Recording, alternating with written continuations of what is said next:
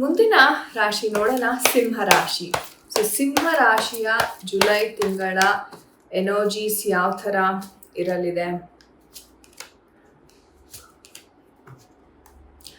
ಸಿಂಹ ರಾಶಿಗೆ ನೋಡೋದಾದ್ರೆ ಒಂಥರ ಸ್ಟಾರ್ಟಿಂಗಲ್ಲಿ ತುಂಬ ಡಿಸಪಾಯಿಂಟ್ಮೆಂಟ್ಸ್ ಅನ್ನ ನೋಡ್ತಾ ಇರ್ತೀರಾ. ನೀವು ಅನ್ಕೊಂಡಿದ್ದ ಕೆಲಸ ಆಗ್ತಾ ಇರೋದಿಲ್ಲ, ಎಲ್ಲೋ ಒಂದ್ ಕಡೆ ಏನೋ ಹಾರ್ಟ್ ಬ್ರೇಕ್ಸ್ ಜಾಸ್ತಿ. ಎಸ್ಪೆಷಲಿ ಯಾರೆಲ್ಲ ಪ್ರೀತಿ ವಿಚಾರದಲ್ಲಿ ಸಿಕ್ಕಾಕೊಂಡಿದ್ದೀರಾ ಅಥವಾ ಗಂಡ ಹೆಂಡತಿ ನಡುವೆ ಜಗಳ ಆಗ್ತಕ್ಕಂಥದ್ದಾಗಿರ್ಬೋದು, ಅಥವಾ ನಿಮ್ಮನ್ನ ಬೇರೆ ಯಾರೋ ಒಂದು ವ್ಯಕ್ತಿ ಬಂದು ನಿಮ್ಮ ಲೈಫಲ್ಲಿ ಬಂದು ನಿಮ್ಮನ್ನ ಸಂಪೂರ್ಣವಾಗಿ ನಂಬಿಸಿ ಮೋಸ ಮಾಡ್ತಕ್ಕಂಥ ಒಂದು ಸಿಚುವೇಶನ್ ಆಗಿರ್ಬೋದು.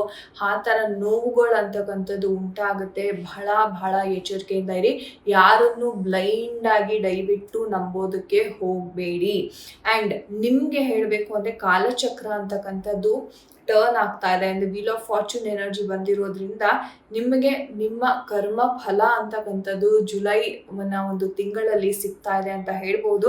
ಒಟ್ಟಾರೆ ಹೇಳಬೇಕು ಅಂತಂದರೆ ಒಂದು ಗೆಲುವಿನ ಕಡೆ ನೀವು ಹೋಗ್ತಾ ಇದ್ದೀರಾ ಅಂತ ಹೇಳ್ಬೋದು. ಅಂದರೆ ಇದು ಹೇಗಪ್ಪ ಅಂದರೆ ಎಲ್ಲ ನೋಡಿ ಓಕೆ ಜನರು ಈ ಥರ ಮೋಸ ಮಾಡ್ತಾರೆ, ಎಲ್ಲ ಒಂದು ನೋವುಗಳನ್ನು ಅನುಭವಿಸಿ ನನಗೆ ಸಾಕಪ್ಪ ಈ ಜೀವನ, ನನ್ನ ಪಾಡಿಗೆ ನಾನು ಇರ್ತೀನಿ, ಅಥವಾ ನಾನು ನನ್ನ ಲೈಫಿನ ಕಡೆ ನಾನು ಗಮನವನ್ನು ಹರಿಸ್ತೀನಿ.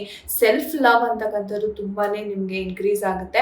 ಕೆಲಸದ ವಿಚಾರವಾಗಿ ಎಸ್ಪೆಷಲಿ ಯಾರೆಲ್ಲ ಟ್ರೈ ಮಾಡ್ತಾ ಇದ್ದೀರಾ, ಒಂದು ಗುಡ್ ನ್ಯೂಸ್ ಅಂತಕ್ಕಂಥದ್ದನ್ನ ಕೆಲಸದ ವಿಚಾರವಾಗಿ ಕೇಳ್ಪಡ್ತೀರಾ. ಆ್ಯಂಡ್ ಬಿಸ್ನೆಸ್ ಯಾರೆಲ್ಲ ಮಾಡ್ತಾ ಇದ್ದೀರಾ ನಿಮಗೂ ಸಹ ಒಂದು ಒಳ್ಳೆ ಸುದ್ದಿ ಅಥವಾ ಒಂದು ಒಳ್ಳೆ ಪ್ರಾಫಿಟ್ ಅಂತಕ್ಕಂಥದ್ದು, ಎಲ್ರೂ ನಿಮ್ಮ ಗೆಲುವನ್ನು ಎಲ್ಲರೂ ಸೆಲೆಬ್ರೇಟ್ ಮಾಡ್ತಕ್ಕಂಥ ಒಂದು ಸನ್ನಿವೇಶ ಅಂತಕ್ಕಂಥದ್ದು ಎದುರಾಗ್ತಾ ಇದೆ ಜುಲೈನ ಆ ತಿಂಗಳಲ್ಲಿ.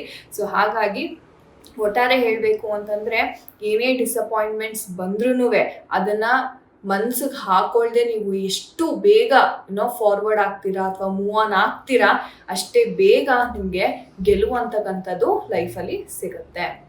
ಒಳ್ಳೆಯದಾಗಲಿ.